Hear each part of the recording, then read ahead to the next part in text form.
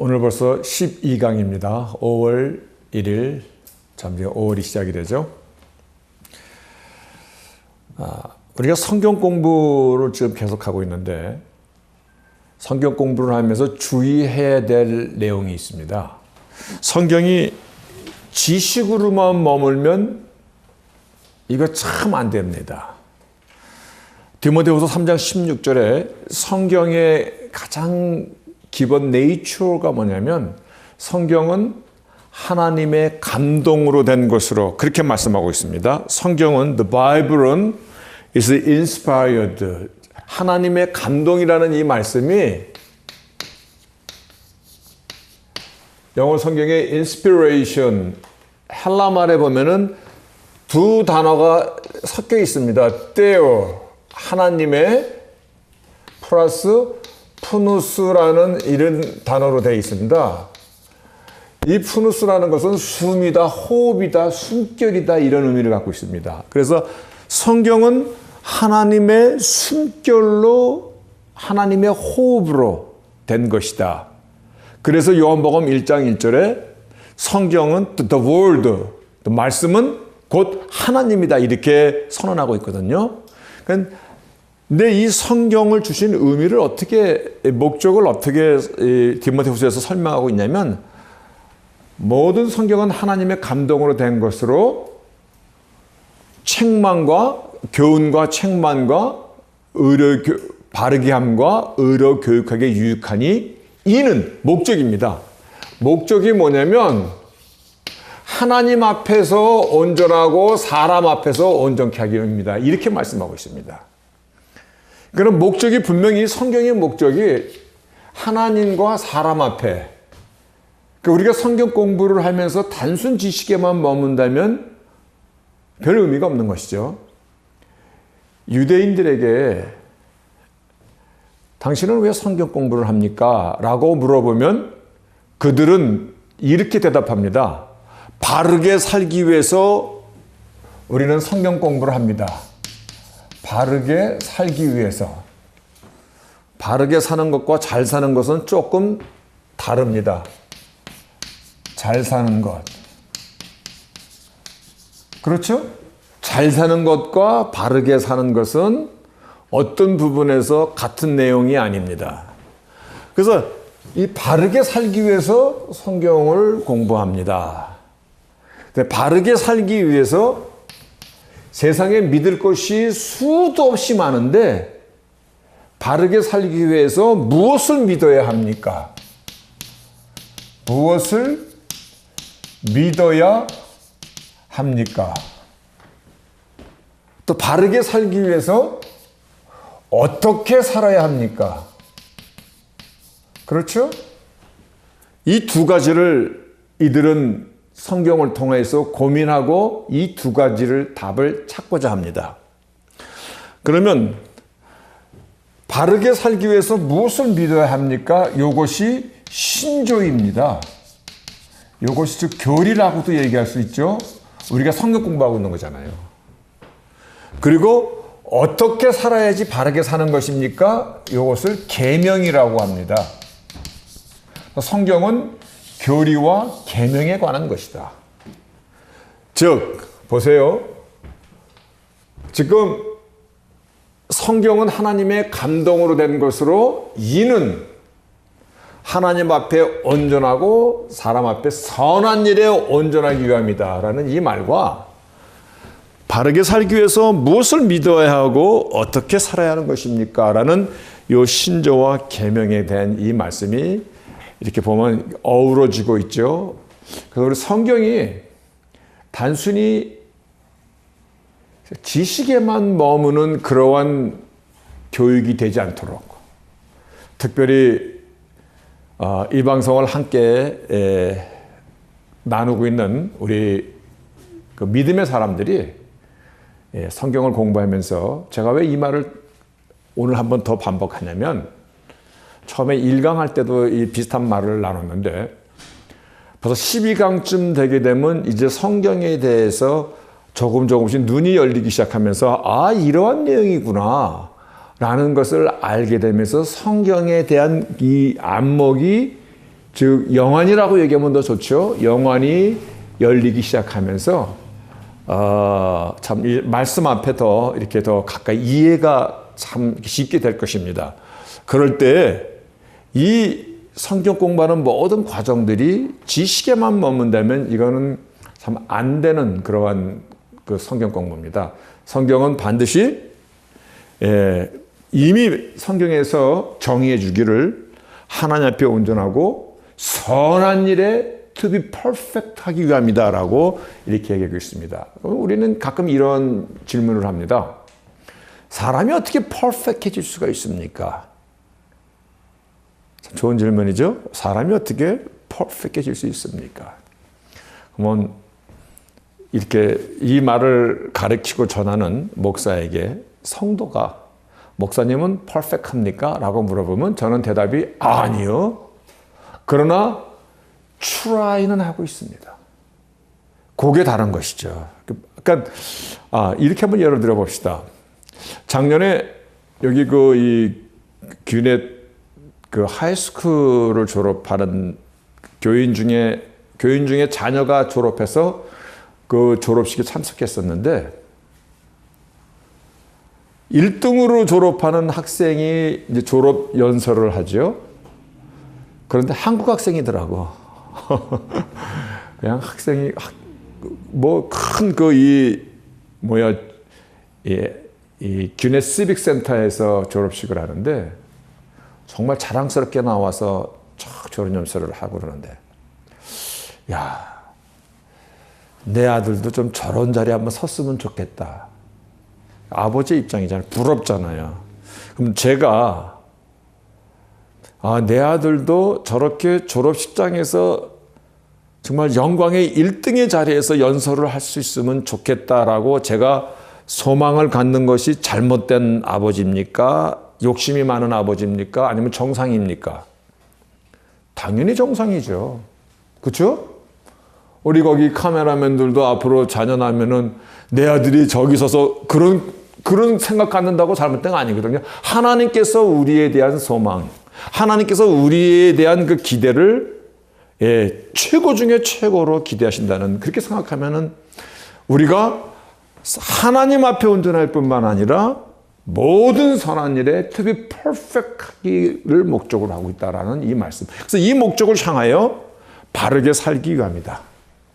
바르게 사는 것은 이 세상에 믿어야 될 것이 수도 없이 많은데 무엇을 믿어야 되는 것이 바르게 사는 것입니까?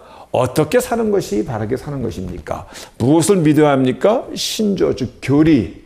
그리고 두 번째, 어떻게 사는 것은 계명에서 가르쳐주고 있는 것이죠. 그래서 이러한 것을 볼 때도 성경은 반드시 삶으로 우리가 알고 있는 지식이 응용이 되어야 되고 그 삶으로 나타내서. 그래서 예수님께서 나더러 주여 주여 하는 자마다 다 천국에 갈 것이 아니라 아버지의 뜻대로 행하는 자라야. to do act입니다. 아버지 따라 행하는 자라야. 그러시면 그러면서 하신 그 전자의 말씀이 뭐라고 말씀하시냐면 열매로 너희를 알리라. 이렇게 말씀하시잖아요. 그래서 사실은 믿음이라는 것은 우리가 예수 그리스도를 향한 우리의 마음을 드리는 것이고 그리고 예수 그리스도를 향한 그 온전한 마음이 우리의 삶 가운데서 행함으로 나타나는 것입니다. 그래서 야고보서에 보면 행함이 없는 믿음은 죽은 것이다. 영혼이 없는 몸처럼 죽은 것이다. 그러면은 여러분이 믿음으로 구원에 이른다고 그랬는데 그럼 뭡니까? 뭐 이런 질문이 또 나올 수가 있잖아요. 그래서 구원에 이르는 이 믿음은 구원에 이르는 것은 오직 믿음입니다.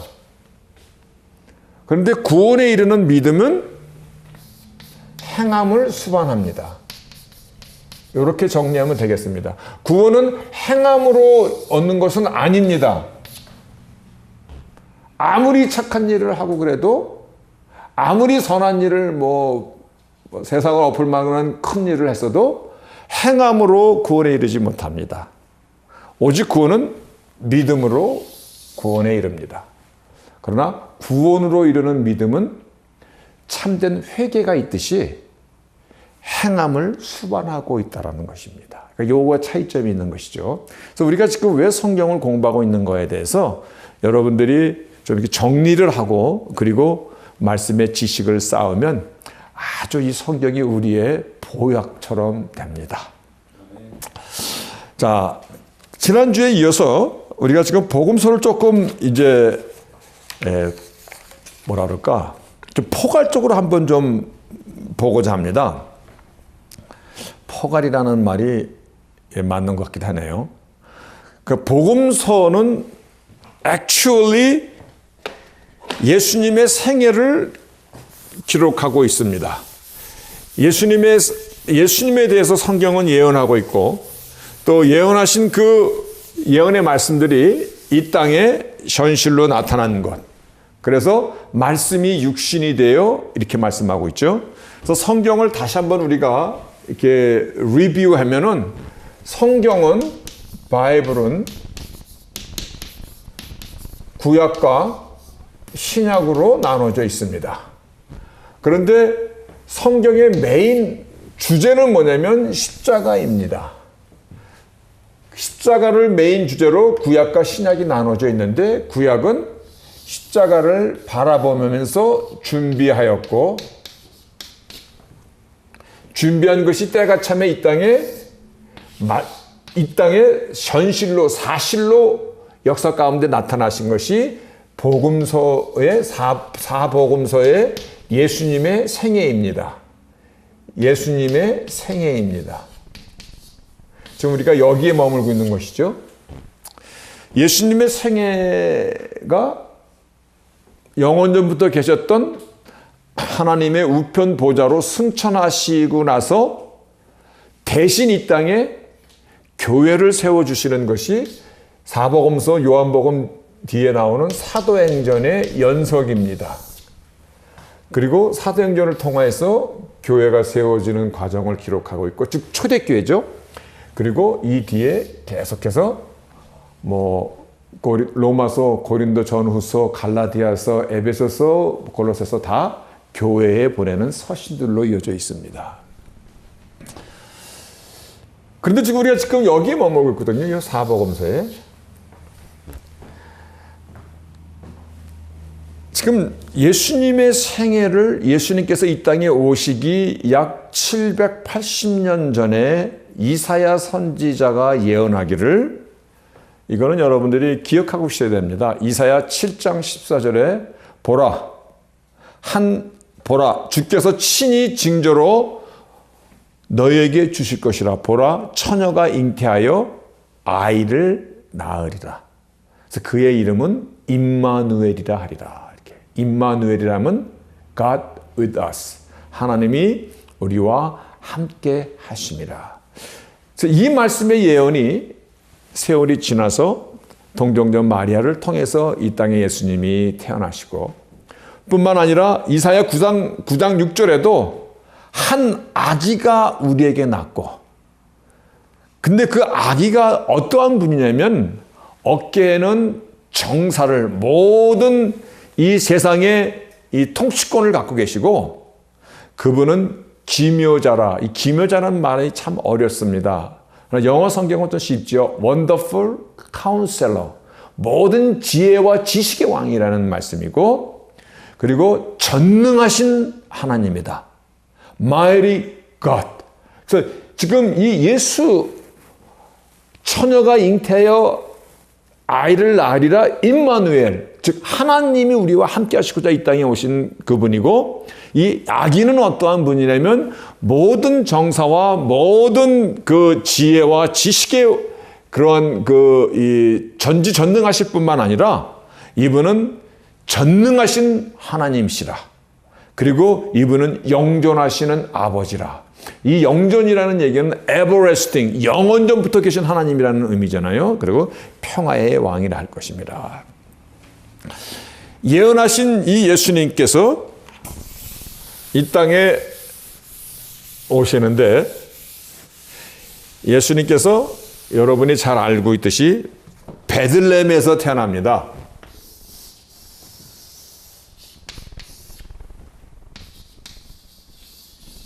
이렇게 지금 이렇게 그러면은 이거는 잘 모르는 건데 근데 아마 몇 강쯤인가 4강쯤이면 이거 지도로 그린 적이 있는데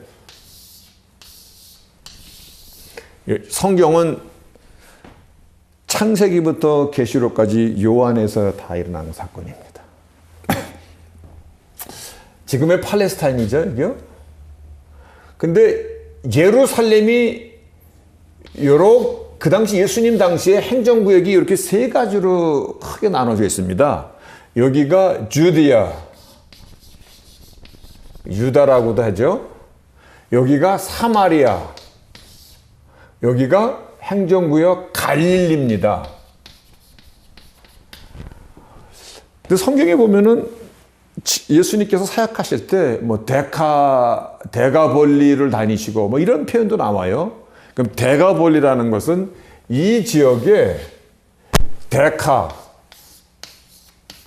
데카라는 것은 열이라는 얘기입니다. 열. 데가볼리, 데카폴리스.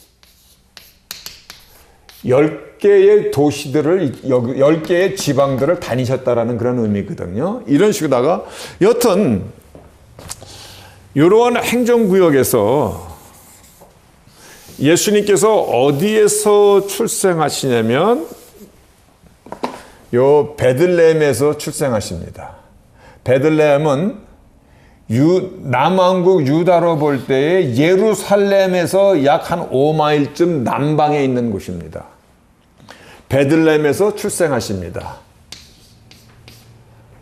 그러면 한번 물어보겠습니다. 우리 집사님이 대답하시면 좋겠네요. 예. 카톡까지 오고 아주 바쁩니다. 예수님께서 왜 베들레헴에서 출생하셨습니까? 혹시 그 대답할 수 있습니까? 예수님께서 왜 베들레헴에서 출생하셨습니까? 떡집, 생명의 떡집. 생명의 떡집이라서 그렇게 알고 있으면 설교만 많이 들은 겁니다. 베들레헴의 의미가 생명의 떡집이라는 의미는 갖고 있는데 제가 질문한 것은 왜 베들레헴에서 출생하셨습니까? 그 당시에 예수님이 출생할 당시에 이미 마리아가 배가 남산만 했을 때입니다. 오늘 여기 산부인과 의사님이 계시는데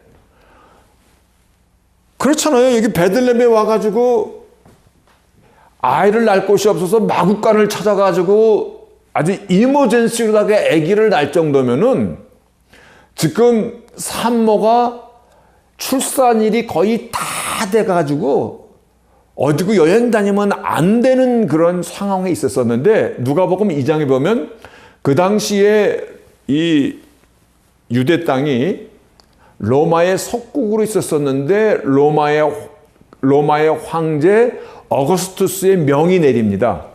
모든 사람은 다 자기 원래 고향으로 돌아가서 인구 조사를 하라. 센서스 명령을 내립니다.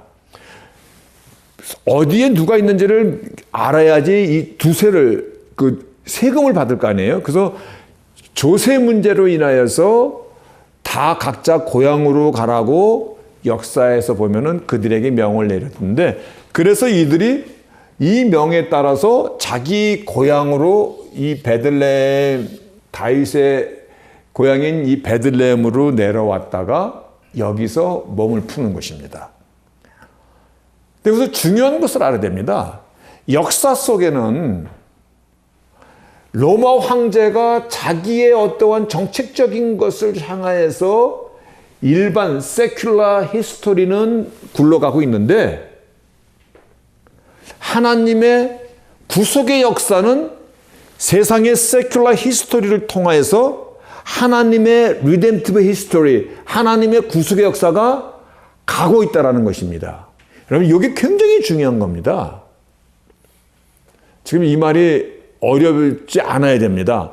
지금 우리가 이 세상 역사가 흘러가고 있는데 이 세상 역사가 겉으로 볼 때는 세상 역사가 흘러가고 있는데 그러나 이 세상 역사 속에서 하나님의 구원의 구속의 하나님의 그 계획이 같이 가고 있다는 것입니다. 세상 역사를 통하여서 하나님의 구원의 계획이 나타나지고 있다는 것입니다. 왜 베들레헴에서 태어났습니까? 아마 로마 황제가 명을 내리지 않았으면은 어디서 출산해야 되냐면 살던 동네 나사렛에서 출산했어야 됐을 것입니다. 그런데 그 명령 때문에 베들레헴이라는 곳까지 가서 여기서 출산을 합니다. 그러니까 제가 질문이 왜 베들레헴에서 출산을 했습니까? 우리 카메라맨 열심히 카메라 1강부터 지금 12강까지 찍고 있는데 답 아시겠습니까? 왜 한국의 무등산에서 좀 태어났으면 좋을 텐데 왜 무등산에서 안 태어나고 베들레헴까지 그 배부른 산모가 디데일이 오늘 내일 하고 있는데 이 먼 40마일의 길을 내려와서 여기서 3일 길을 내려와서 여기 와가지고 애를 낳았어야 됐습니까? 애 낳을 장소도 없어서 마국간에서까지 정말 에머전시로 애를 낳았어야 됩니까? 왜 그렇습니까? 왜냐하면 여러분 우리가 지금 굉장히 간단한 건데 이 간단한 것을 여러분들이 어떻게 이해하느냐를 지금 제가 알고 싶어서 이게 자꾸 물어보는 겁니다. 성경은 십자가를 향하여 예수를 향하여 구약에서 준비하였고 준비한 이 말씀이 이 땅에 사실로 나타났거든요. 근데 구약에서 뭐라고 말씀하셨냐면 단순히 보라 처녀가 잉태하여 아이를 낳으니 임마누엘이라 이것만 알지 마시고 구약에서 예수님에 대해서 어떻게 예언이 되고 있냐면 미가서 5장 2절에 그분이 출생할 곳이 베들레헴이라고 얘기하고 있는 것이에요. 그러니까 베들레헴 외에 평안북도 평촌서 태어났습니다. 그러면 메시아가 됩니까? 안 되는 것이죠. 문선명은 이 출생부터 틀린 것이죠. 그러니까 우리가 구약이 단순히 예수님을 preparation, 준비만 했다라는 이 한 단어만 알고 있으면 이건 모르는 거랑 똑같은 거예요. 근데 왜 예수님이 베들레헴에 태어났어야 됩니까? 그러면 구약 미가서 5장 2절 제가 5장 2절 여기다 적었나 모르겠네요. 예, 베들레헴 에브라다야 너는 유다 족속 중에서 작을지라도 이스라엘을 다스릴 자가 네개에서 네개로 나올 것이고 그가 어떤 분이냐면 상고의 태촌이라. 역사, 그러니까 하나님의 그 베스트 이 얼트리비션 가운데 하나가 영원성이거든요. 그분은 영원전부터 계신 분이 지금 이 땅에 오신다라고 베들레헴을 예언하고 있기 때문에 반드시 메시아는 어디서 태어났어야 됩니까? 베들레헴에서 태어나야 되는 것입니다. 그러니까 만약에 이 세상의 역사 가운데서 어구스투스 황제가 인구조사라는 정책을 발표하지 않았다면 그 배부른 산모가 이 베들레헴까지 내려올 리가 없잖아요. 동네에서 그냥 애를 낳아야지. 자기 집에서 낳아야지. 그래서 지금 여러분이 알고 지금 조금 전에 얘기했던 중요한 팩터. 세상 역사가 가고 있습니다만 이 세상 역사의 주관자가 하나님이시고 세상 역사가 단순히 흘러가는 것이 아니라 세상 역사를 통해서 하나님의 구원의 계획과 하나님의 타이밍 플랜이 함께 이루어져 가고 있다는 것입니다. 무슨 말씀인지 누가복음 23장에 보면요 모든 이 나무가 그러니까 무화과 나무가 싹이 나고 그리고 모든 나무들이 싹이 필 때에 메시아가 오리라 이런 말씀이 나옵니다. 예수님에 대한 재림에 대한 그 시기를 물어볼 때 예수님께서 무화과 나무에 싹이 나고 그리고 모든 나무에 싹이 날 때라는 그런 타이밍을 얘기해 주실 때가 있습니다. 그러면 무화과 나무는 이스라엘의 상징이거든요. 2000년 전에 없어졌던 이스라엘이 1948년 데포 선언에 의해서 다시금 이들이 독립해가지고 나라를 세웁니다. 무화과 나무가 다시 자리를 잡습니다. 2차 세계대전을 기준으로 해가지고 모든 나무가 싹이 나기 시작하는데 우리 대한민국도 일본으로부터 해방이 우리가 힘이 있어서 해방된 거 아닙니다.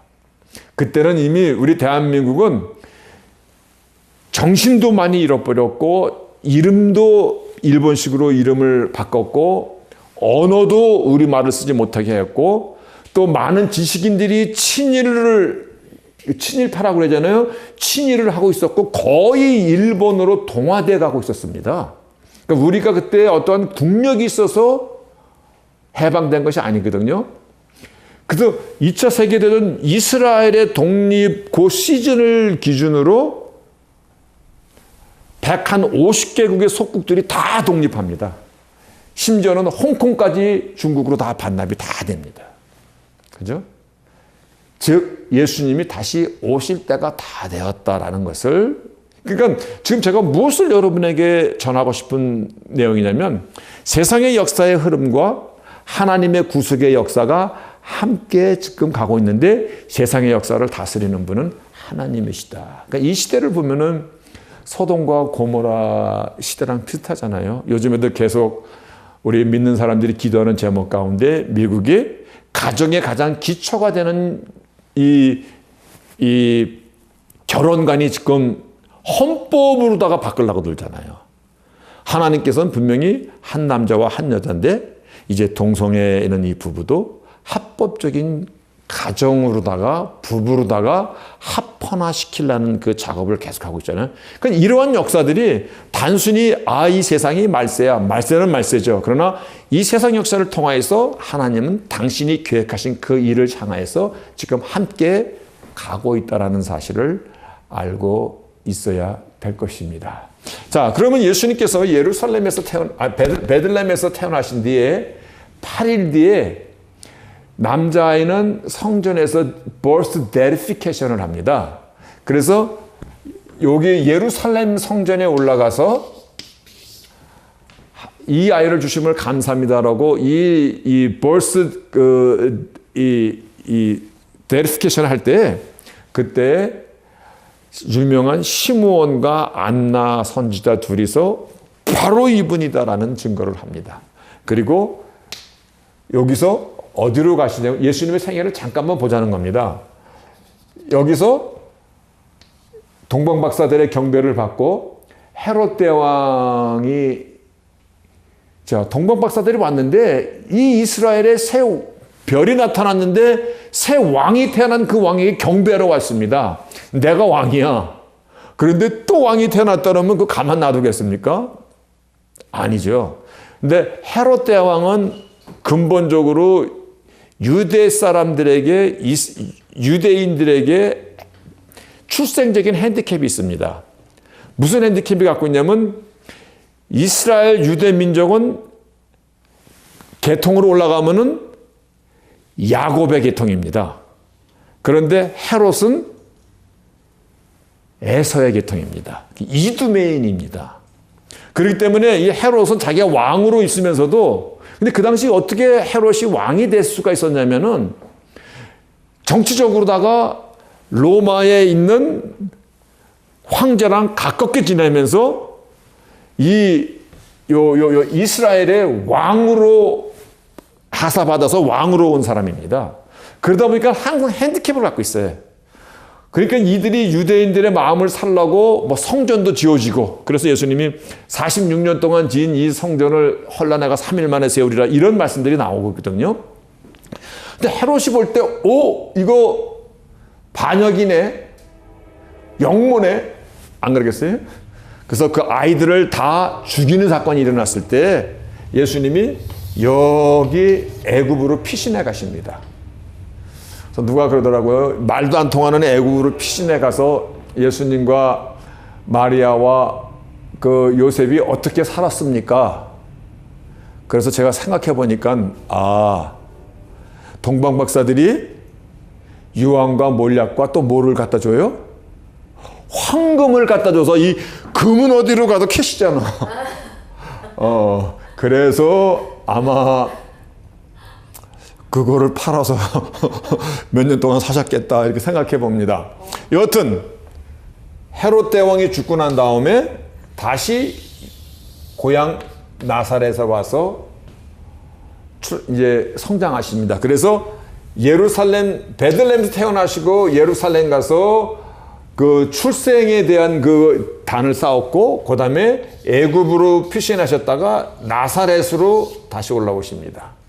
그래서 사람들이 예수님을 나사렛 예수여라고 이렇게 얘기합니다. 나사렛 예수여. 그러나 실제로 나사렛에서 출생하신 것 아닙니다. 제가 나사렛에서 무슨 뭐 인재가 나겠어. 네. 그렇게 사람들이 생각했잖아요. 제가 원래 본 출생은 버스플레이스는 종로구 관철동입니다. 그런데 자라기를 인천서 자랐습니다.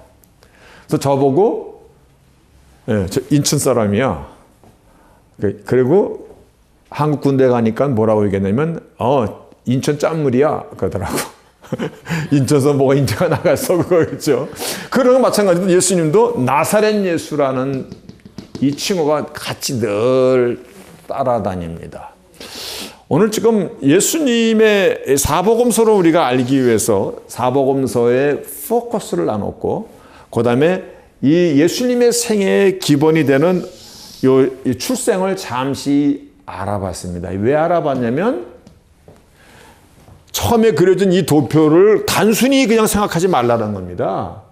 십자가는 예수에 관한 것인데 구약은 예수를 바라보면서 준비하였다. 지금 여러분이 가장 1번이 되는 가장 쉬운 왜 베들레헴에서 태어났습니까? 그러니까 답을 못한단 말이야. 왜 베들레헴에서 태어났어? 구약에서 그와 같이 세라페 났거든요. 그러니까 예수님의 생애를 보면은 지금 우리가 예수님이 누구인가, 예수님께서 이 땅에 하신 일들을 우리가 포커스를 맞출 때 이것이 성경적입니까, 성경적이 아닙니까? 라고 우리가 판단할 수 있는 기준이 어디냐면 구약에서 어떻게 말씀하고 있습니까? 라는 이 베이스가 있어야 된다는 것입니다. 지금 무슨 말씀인지 대충 아셨죠? 생각보다도 오늘 준비한 걸 다 하지 못했는데 다음 주에 이어서 예수님의 생애를 계속 알아보도록 하겠습니다. 여기까지입니다. 감사합니다.